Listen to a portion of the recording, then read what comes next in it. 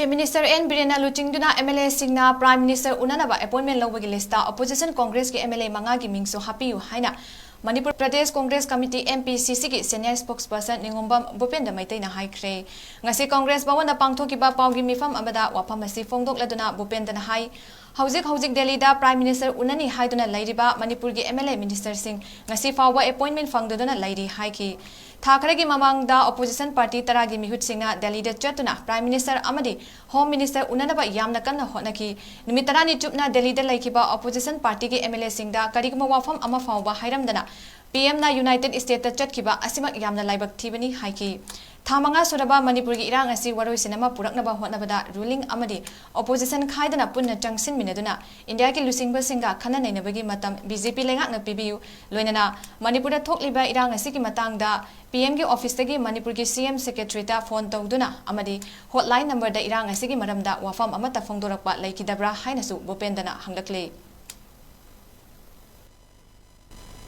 Thamanga suraba Kadawar basi phawbada hajik phawbada Pradhanmantri ki office tagi natre haraga Mantri ki office tagi Chief Minister ki secretary tagi ekhoida karibu wafam ta taru tawdi maduri kari karam wafam no haraga ebaki Pradhanmantri Shri Narendra Modi na hoyi Manipur ki Chief Minister da Thamanga sidi the last 5 months sida Manipur ki irang sigi matangda Manipur ki tangdu laita da sigi matangda telephone da court line da phone tawraki daga phone tawki haibasi Prime Minister office na so phongdokki Chief Minister ki secretary na so abiga sadi court line da Prime Minister na Chief Minister ba hujuk phongdes masigi matang da phone na mo phone tawira kibal laibra haibasi koi kanam da kangandi kangalapram nina ei haina lawna na kari haina lawna sigi matang masida masigi scenario asida Aikoi su adu kuina appointment long no kona jarame ta kya ne ne herga because ruling minutes MLA su minister su ibi rakhe le pradhan ajik su amo appointment system no lai ajik su